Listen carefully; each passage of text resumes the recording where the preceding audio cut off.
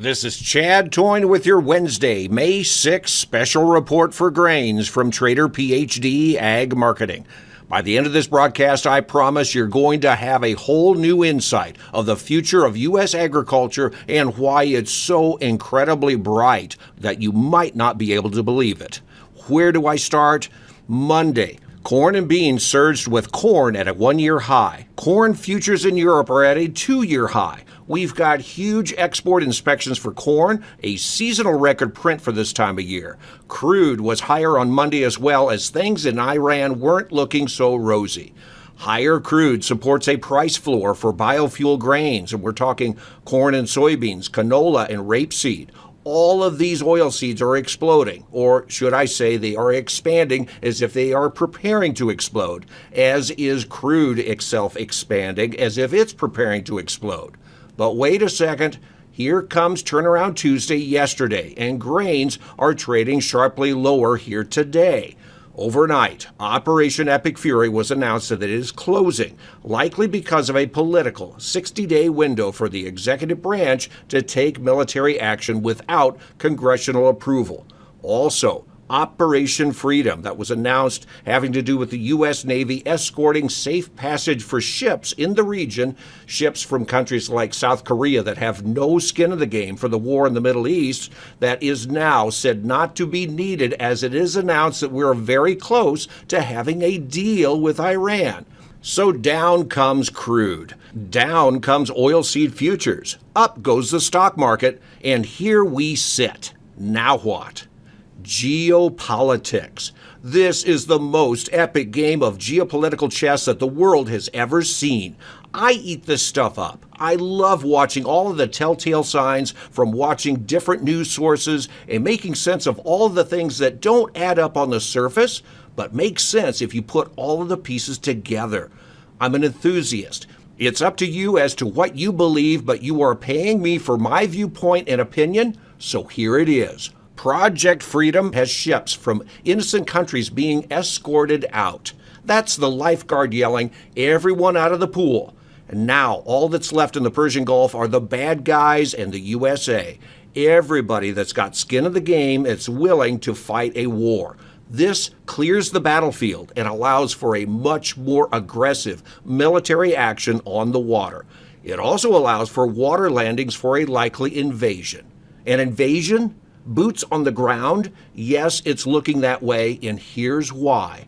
It all comes back to power and money, food and fuel. These are the pinch points where the USA has positioned itself to run the table on Iran, Russia and China, the European Union, and the UK itself. Follow me on this. We've been building up to this since before Venezuela. It all started with the Panama Canal the week Trump 2.0 took office. Iran is the one source of crude and fertilizer, including other sources that can be pinched off at the Strait of Hormuz. The USA is positioned to take effective control over Iran. And to do that, you're going to need to neutralize the IRGC. The IRGC, the Islamic Revolutionary Guard Corps, is essentially the military branch established by the Ayatollah Khomeini back some 47 years ago in 1979 when the Shah was overthrown and the Iranian people were oppressed. The IRGC aren't going to come to a deal with the United States, and Trump knows it. Everyone who knows the culture of these people know it. They don't deal, they don't come to an agreement, they don't know how to surrender or take a knee or anything. To take control of Iran, you need to neutralize the IRGC. And that's why you eventually need boots on the ground, an occupation. Iran isn't going to become part of the United States, just like Iraq didn't, but we are going to have to go in and set up shop, secure the region, establish peace, and see to it that a regime change takes place and that the people of Iran get their country back. And it's not going to happen overnight. People think we are in the second half of this ball game, but it's just the second quarter, if that. I don't know how long it's going to take or how hard it's going to be to climb this mountain. All I know is that the U.S. military is all in on getting this job done. You can see it with other chess moves. More on that in a minute. But with Iran under control of the United States, China will need to buy their oil at global prices, not sanctioned under-the-table prices that they once got from both Venezuela and Iran. Russia benefited from selling sanctioned oil under the table too. Here's more chess moves. We have a deal with Indonesia to choke off a main oil shipping lane, the only place that's more strategic than the Strait of Hormuz. You keep hearing Trump talk about the straits, plural. The U.S. is getting, or maybe now has, what's being called a blanket overflight access through Indonesian airspace. This is right on top of the Strait of Malacca. It's a strategic maritime choke point. The Panama Canal, the Strait of Hormuz, the Strait of Malacca.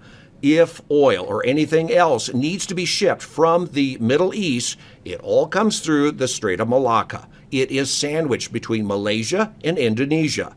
It links the Indian Ocean to the South China Sea.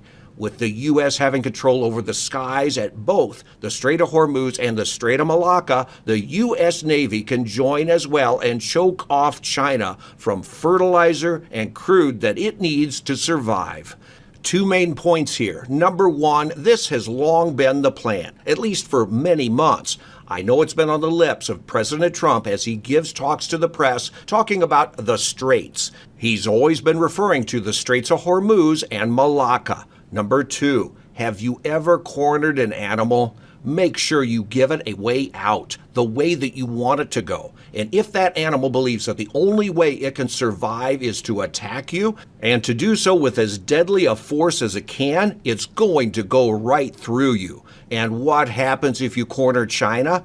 They've got nukes, you know. You know what Japan did when we cut off their oil supply in 1941. They attacked us with everything they had. So what will China do? It just so happens that President Trump is visiting Beijing on May 14 and 15. That's like Thursday and Friday next week. He's going to have a friendly little fireside chat with President Xi. First Lady Melania is expected to join on the trip. And then, what's being called a reciprocal visit, President Xi and his madame are to be invited to visit Washington, D.C. later this year, where the Trumps will host as a couple. More chess moves. We have met with King Charles. The UK imperial influence has been cut. The European Union, the EU, that needed NATO to keep Russia at bay, has now announced that they will be building their own military force. All at the same time, America is making moves to remove troops from Europe. And we're talking tens of thousands of troops, along with military assets like radars and interceptors and whatnot.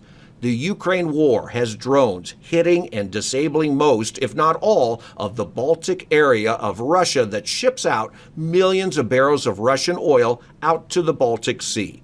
Japan is making military-grade small drones, the kind that they're using in the Ukraine war. Japan is cleared to be selling military assets now. Russia is being financially squeezed due to developments in the Ukraine war. Right along with China, Europe will not be able to get energy from Russia or Iran either. Both Europe and China will get crude oil and fertilizer only through the good graces of the benevolent United States. U.S. troops in Europe will have to be moved somewhere. I don't think they're coming home. Where are they going to go? On standby in Poland or Turkey or Iraq, and then maybe on to Iran and or Ukraine?